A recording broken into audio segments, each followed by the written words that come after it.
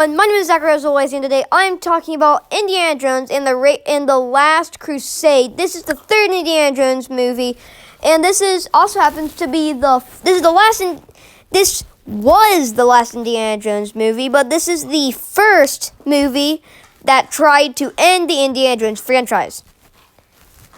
And a lot happens in this movie, so we have to talk about it. So the main dynamic and the thing that most people focus on is the relationship between Indiana Jones and his father. In fact, that's the main thing, because when Indiana Jones was first created, it was one of the main things is the relationship between Sean Connery and Harrison Ford, or Indiana Jones and Indy's dad. But one of the main inspirations for the Indy character was James Bond. If you don't know, Sean Connery played the first James Bond, so it's kind of funny to see the inspiration for Indiana Jones basically right beside Indiana Jones, and it kind of makes sense that Sean Connery would be playing the father to Indiana Jones, since in a way he kind of was the father for Indiana Jones in real life, because James Bond was one of the inspirations for Indiana Jones. I thought that was cool, but so a lot of things happened, and this movie had a lot of ideas that were actually scrapped from Raiders. For example, the castle. So at one point, Elsa and Indy go to the castle to rescue Indy's father, and what happens in here? And there was actually an idea that was either for the first or the second Indy movie that said, basically, you know what if Indy was in a haunted castle? So now we're seeing one of those ideas brought to life, seeing a castle being featured pretty prominently in this movie. And of course, Elsa betrays them. They're tied to a chair, and some hijinks ensues.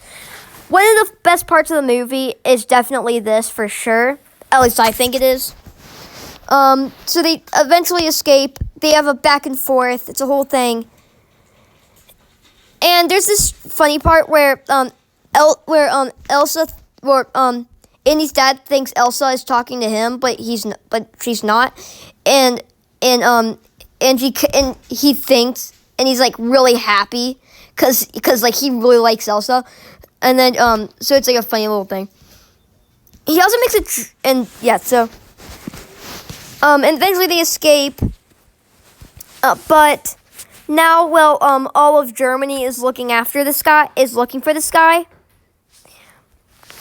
and Marcus Brody is in this, but I think while they tried to include him, they failed on a level to where I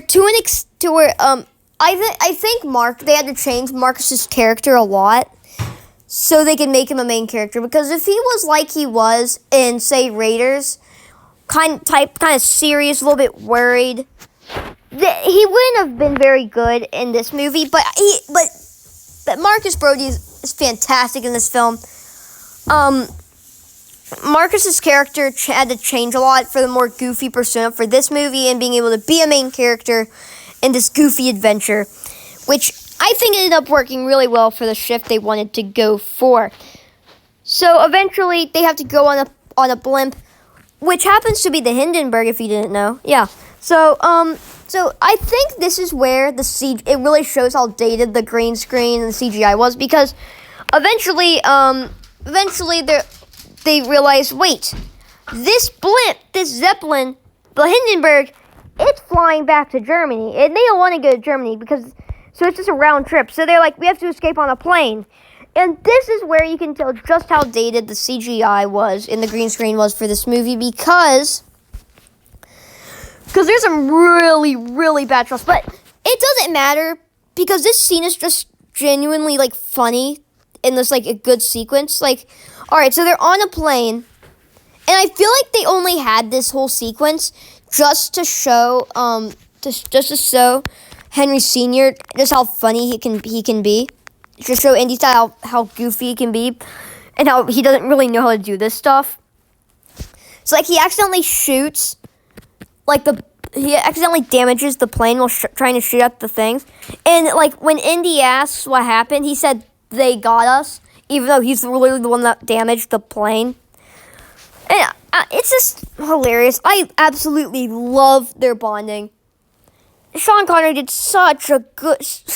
Harrison Ford had such a good connection in this movie. It is beyond words, really. Even though I described it in words. So is it really beyond words? I don't know, you tell me. So about the ending, there is a little bit of a tank sequence. And it's actually, I think it's pretty cool they did this because they had some shots where they had to use a bigger one. But for most of the shots, they built a miniature tank. For some of the shots, like this, for example, they just use a small little thing. So it's really cool. But on other shots, obviously, it had to be real for scenes like this or scenes when they were inside of the tank. So some goofy hijinks ensued. It's really nothing special, but it is a nice little fight. Indy's on a horse. Some things happen. Bang, bang. And then the tank eventually falls into a giant canyon.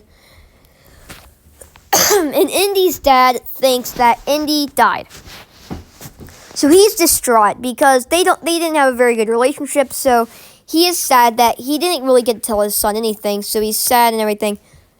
And then Indy just comes up from this canyon and is so confused to what they're looking at because he doesn't know that they think he's dead. So he just looks over and he's like, yeah, oh yeah. Doesn't even say anything, but it's like super funny. This movie has a really good handle on comedy. So then they're happy. Then they just go out. They eventually find where the Grail is. And the soundtrack for this sequence is beautiful. And it really makes you feel the gravity of this situation, which is really nice. John Williams obviously composed it and did it amazingly, I must say. And yeah, so he gets the right one. The villain gets the wrong one. Boom, bada bang. And that is Indiana Jones and the Last Crusade. They go off into the sunset. But hey, we have 2 other movies that are supposed to end the franchise. If you all enjoyed this video or any of my other content, please consider subscribing. I'll see you in the next